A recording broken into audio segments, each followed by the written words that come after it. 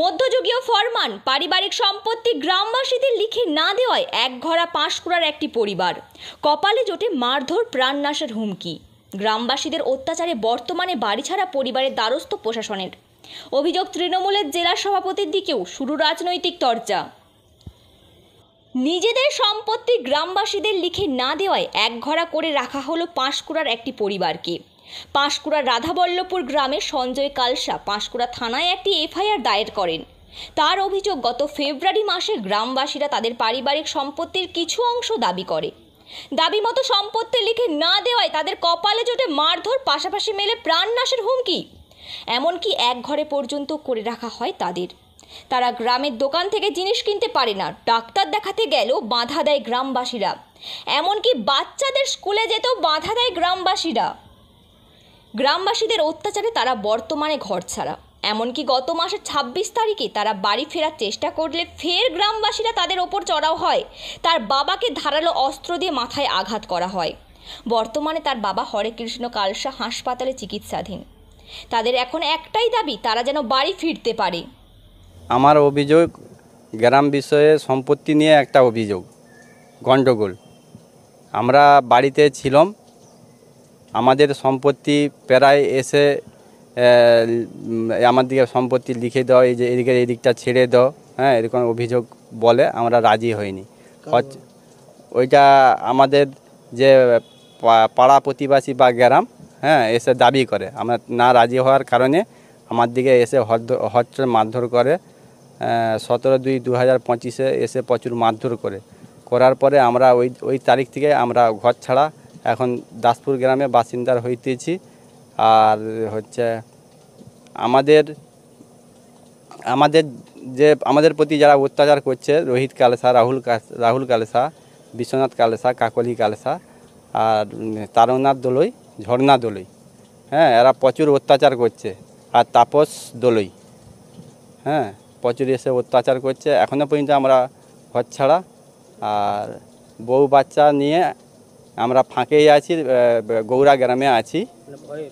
ভয়ে আমাদের প্রাণে মারার হুমকি দিয়েছে। গণ্ডগোলের পরে সাইডে এসেছিলাম, আমার দিকে বলেছিল যে এখানকে যদি বউ বাচ্চা নিয়ে আসে ওদিকে প্রাণে মেরে ফেলবো, হ্যাঁ, এরকমভাবে হুমকি দিয়েছে।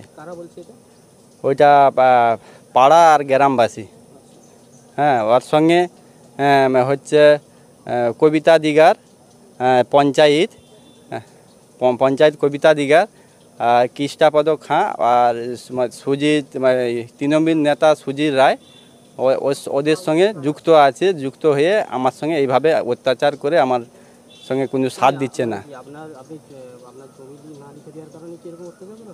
হ্যাঁ, জমি না লিখে দেওয়ার কারণে এই রিসেন্ট এই 26/2/2025 তারিখে 6 মাসে বাবাকে এসে হটচট এসে মাথায় বঁটি দিয়ে কেটে দিয়েছে।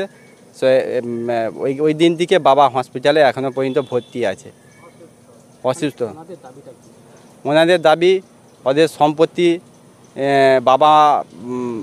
বাবাকে একটু আবদার করছিল যে সম্পত্তি দাও।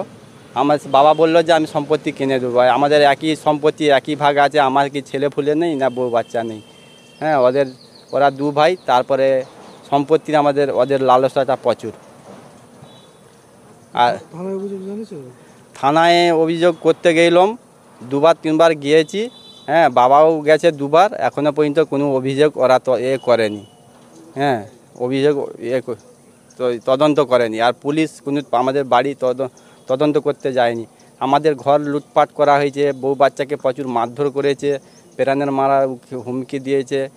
ঘর ঢুকে সমস্ত ফ্রিজ, টিভি, আলমারি, হ্যাঁ, ভেঙে আমাদের জিনিস, যা টাকা পয়সা সব কিছু নিয়ে চলে গেছে, হ্যাঁ। এখনও পর্যন্ত আমরা 4 মাস ঘর ছাড়া।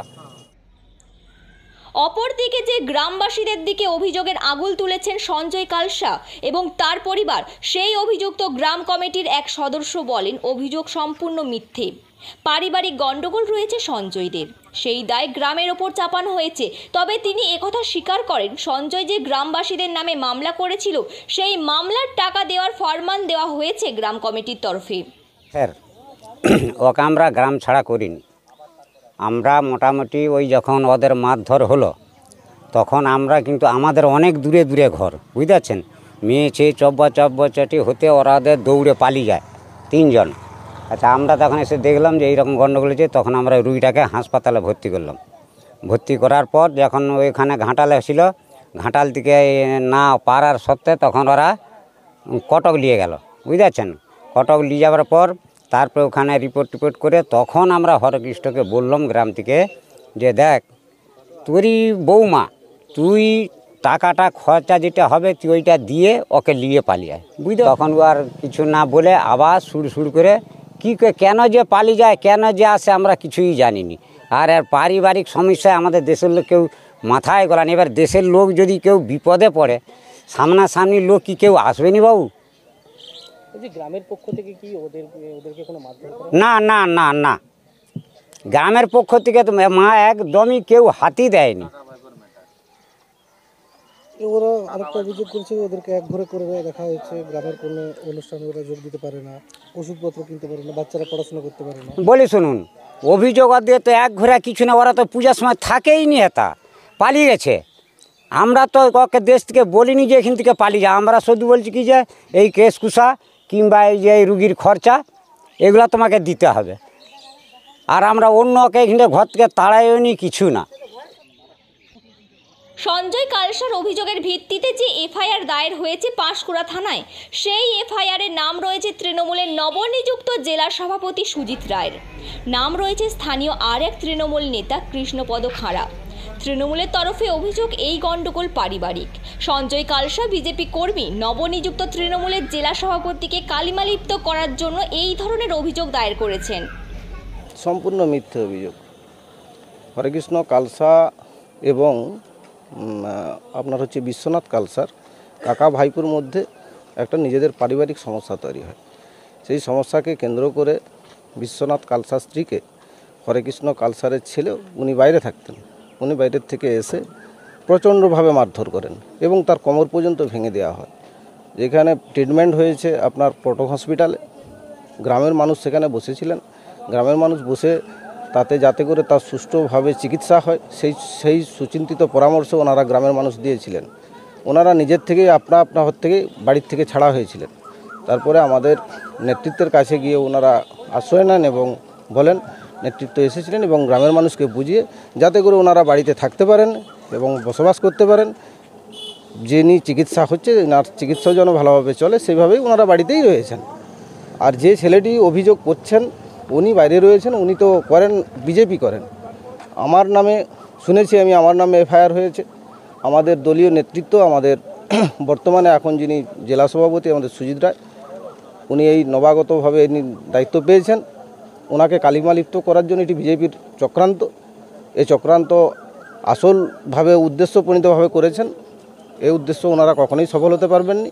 কিছু এইভাবে ওনাদের তো কোনো লোক নেই, ওনারা এইভাবেই মানুষকে বিভ্রান্ত করে দলীয়ভাবে অন্যান্য এলাকায় উত্তপ্ত করছে, এলাকায় বিশৃঙ্খলা সৃষ্টি করছে, মানুষের মধ্যে বিভাজন তৈরি করছে, ধর্মের নামে রাজনীতি করছে। এদিন বেশি দিন চলতে পারে না। তবে তৃণমূলের অভিযোগ উড়িয়ে দিয়েছেন বিজেপির দাবি বিষয়টি গ্রাম কেন্দ্রিক। তৃণমূল ওই অঞ্চলে নিজেদের অস্তিত্ব হারিয়ে ফেলেছে, তাই বিজেপিকে কালিমালিপ্ত করার চেষ্টা করছে। আমরাও বিষয়টা খোঁজ নিয়ে দেখলাম যে এই যে ঘটনাটার কথা আপনারা বলছেন সেটি সম্পূর্ণভাবে একটি গ্রাম্য বিষয় এবং সেখানে ভারতীয় জনতা পার্টির সঙ্গে ওই পরিবারের কোনো রকম রাজনৈতিক কোনো সম্পর্ক নেই এবং বিজেপি এতে কোনো রকমভাবে যুক্তও নেই। তো তৃণমূল নেতৃত্ব বলেছেন সুজিত রায় জেলা সভাপতি হওয়ার কারণে তাকে কালিমালিপ্ত করার জন্য বিজেপি নাকি এরকমভাবে ঘটনা ঘটাচ্ছে। তো আমি সেখানে সেই তৃণমূল কংগ্রেসের নেতৃত্বকে বলতে চাই, যে পরিবার যে সমস্যার মধ্যে দীর্ঘ কয়েক মাস ধরে কাটিয়েছে তার আইনত সাহায্য যাতে সে পায়, আইন যেভাবে ব্যবস্থা নেবে সেই ব্যবস্থাই যেন নেয়। এখানে রাজনৈতিকভাবে কোনো সম্পর্ক কিন্তু নেই। বিজেপি এই নোংরা রাজনীতি কখনো করে না। এই রাজনীতি করা সম্ভব একমাত্র তৃণমূল এর পক্ষেই সম্ভব। আর তৃণমূল পাঁশকুড়া পশ্চিম বিধানসভায় রাজনৈতিকভাবে অস্তিত্ব ক্রমশ হারিয়ে ফেলছে। সেই কারণে নিজেদেরকে এই বিধানসভায় তুলে ধরার জন্য বিজেপিকে কালিমালিপ্ত করার চেষ্টা করছে। আমার নাম উত্তম সেনা, আমি ঘাটাল সাংগঠনিক জেলা কমিটির সদস্য। ব্যুরো রিপোর্ট, বাংলার কথা।